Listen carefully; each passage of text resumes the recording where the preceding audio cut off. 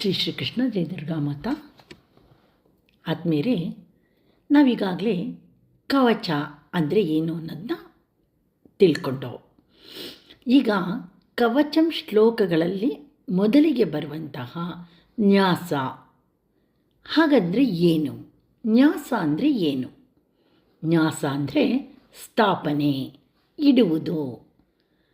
ತಂತ್ರ ಮತ್ತು ಶಾಕ್ತ ಸಂಪ್ರದಾಯದಲ್ಲಿ ಮಂತ್ರದ ಶಕ್ತಿಯನ್ನು ದೇಹದ ವಿವಿಧ ಅಂಗಗಳಿಗೆ ಸ್ಪರ್ಶ ಮಾಡಿ ಸ್ಥಾಪಿಸುವುದನ್ನು ನಾವು ನ್ಯಾಸ ಅಂತ ಹೇಳ್ತೀವಿ. ತಲೆ ದೇವಿಯ ಜ್ಞಾನಶಕ್ತಿ, ಹೃದಯ ದೇವಿಯ ಕರುಣೆ, ಕಣ್ಣು ದೇವಿಯ ದಿವ್ಯ ದೃಷ್ಟಿ, ಕೈ ದೇವಿಯ ಶಕ್ತಿ. ಅಂದರೆ ನಮ್ಮ ದೇಹವನ್ನು ದೇವಿಯ ದೇವಸ್ಥಾನವಾಗಿಸುವ ಪ್ರಕ್ರಿಯೆಯೇ ನ್ಯಾಸ. ನಾವು ನ್ಯಾಸವನ್ನು ಮೊದಲು ಯಾಕೆ ಮಾಡಬೇಕು? ಶ್ಲೋಕಗಳನ್ನು ಪಠಿಸುವ ಮೊದಲು ನ್ಯಾಸವನ್ನು ಮಾಡುವುದರ ಉದ್ದೇಶವೇನು? ಇದು ಬಹಳ ಒಂದು ದೊಡ್ಡ ರಹಸ್ಯ.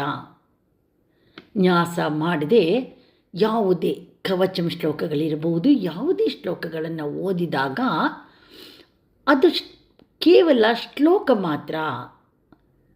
ನ್ಯಾಸ ಮಾಡಿದ ಮೇಲೆ ಓದಿದರೆ ಅದು ಒಂದು ದಿವ್ಯ ಮಂತ್ರಶಕ್ತಿಯಾಗುತ್ತದೆ.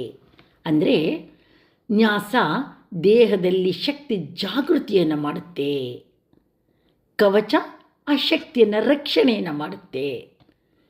ಇದನ್ನು ಕೆಲವು ಗ್ರಂಥಗಳಲ್ಲಿ ಹೀಗೆ ಹೇಳ್ತಾರೆ: ನ್ಯಾಸದಿಂದ ಮಂತ್ರದ ಶಕ್ತಿ ಜಾಗೃತಿಯಾಗುತ್ತದೆ, ಅದಕ್ಕಾಗಿ ಮೊದಲು ನ್ಯಾಸವನ್ನು ಮಾಡಬೇಕು. ನ್ಯಾಸದಲ್ಲಿ ಕರನ್ಯಾಸ, ಅಂಗನ್ಯಾಸ. ದುರ್ಗಾ ಸಪ್ತಶತಿಯಲ್ಲಿ 2 ಮುಖ್ಯ ನ್ಯಾಸಗಳಿವೆ. ಅದೇ ಕರನ್ಯಾಸ ಮತ್ತು ಅಂಗನ್ಯಾಸ. ಕರನ್ಯಾಸ ಅಂದರೆ ಏನು? ಕರ ಕೈಗಳಲ್ಲಿ ದೇವಿಯ ಶಕ್ತಿ ಸ್ಥಾಪನೆ. ಯಾಕೆಂದರೆ ಪೂಜೆ, ಜಪ, ಹೋಮ ಎಲ್ಲವೂ ಕೈಗಳಿಂದ ನಡೆಯುತ್ತದೆ.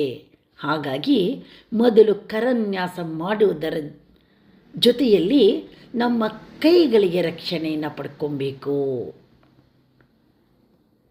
ನಮ್ಮ ಕೈಗಳನ್ನು ಪವಿತ್ರವನ್ನಾಗಿ ಮಾಡ್ಕೊಬೇಕು. ಇನ್ನು ಅಂಗನ್ಯಾಸ. ಅಂಗ ಅಂದರೆ ದೇಹದ ಅಂಗಗಳು, ತಲೆ, ಕಣ್ಣು, ಹೃದಯ, ನಾಭಿ, ಭುಜಗಳು. ಇವುಗಳಲ್ಲಿ ದೇವಿಯ ಶಕ್ತಿಯ ಸ್ಥಾಪನೆಯನ್ನು ಮಾಡಬೇಕು.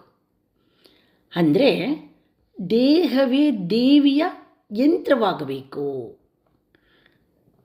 ನೋಡಿ ಆದ್ಮೇಲೆ ಮಾರ್ಕಂಡೇಯ ಮಹರ್ಷಿ ಯಾಕೆ ಈ ಒಂದು ನ್ಯಾಸವನ್ನು ಗುಪ್ತವಾಗಿ ಇಟ್ಟರು ಅಂದರೆ, ದುರ್ಗಾ ಸಪ್ತಶತಿಯಲ್ಲಿ ಮೊದಲೇ ಹೇಳ್ತಾರೆ ಇದು ಅತ್ಯಂತ ಗುಪ್ತವಾದ ರಹಸ್ಯ.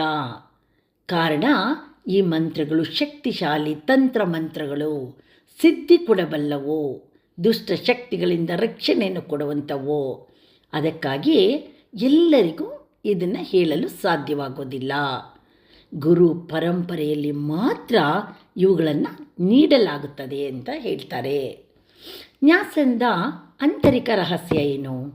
ನ್ಯಾಸದ ಗೂಢ ಅರ್ಥ, ಮಾನವನ ದೇಹದಲ್ಲಿ 51 ಪೀಠಶಕ್ತಿಗಳು ಇವೆ ಎಂದು ತಂತ್ರ ಹೇಳುತ್ತೆ. ನ್ಯಾಸ ಮಾಡುವಾಗ ಆ ಶಕ್ತಿಗಳನ್ನು ಜಾಗೃತಿಗೊಳಿಸುವಂಥದ್ದೇ ಆ ಪ್ರಕ್ರಿಯೆಯೇ ನ್ಯಾಸ. ಮಾನವ ದೇವಿ ಸ್ವರೂಪ. ಇದನ್ನು ಶಾಕ್ತ ಸಂಪ್ರದಾಯದಲ್ಲಿ ಹೀಗೆ ಹೇಳ್ತಾರೆ: ದೇಹವೇ ದೇವಿಯ ಮಂದಿರ. ಅಂದರೆ ನ್ಯಾಸ ದೇವಿಯ ಶಕ್ತಿ ದೇಹದಲ್ಲಿ ಸ್ಥಾಪನೆ ಮಾಡುವಂಥದ್ದು. ಅಂದರೆ ಕವಚ ಆ ಶಕ್ತಿಯನ್ನು ರಕ್ಷಣೆ ಮಾಡುವಂಥದ್ದು. ಸಪ್ತಶತಿ ದೇವಿಯ ಮಹಿಮೆ ಎಲ್ಲವೂ ಈ ನ್ಯಾಸದಿಂದಲೇ ಪ್ರಾರಂಭವಾಗುವಂಥದ್ದು. ಹಾಗಾಗಿ ಈ ಒಂದು ನ್ಯಾಸದ ಬಗ್ಗೆ ತಿಳಿದುಕೊಂಡು ನಾವು ಮುಂದಿನ ಕವಚಂ ಶ್ಲೋಕದ ನ್ಯಾಸದ ಅರ್ಥ ಸಾರಾಂಶಗಳನ್ನು, ನ್ಯಾಸವನ್ನು ಪಠನೆ ಮಾಡ್ತಾ ನಮ್ಮ ಈ ಪ್ರಯಾಣವನ್ನು ಮುಂದುವರಿಸೋಣ. ಧನ್ಯವಾದಗಳು ಮಿತ್ರರೇ.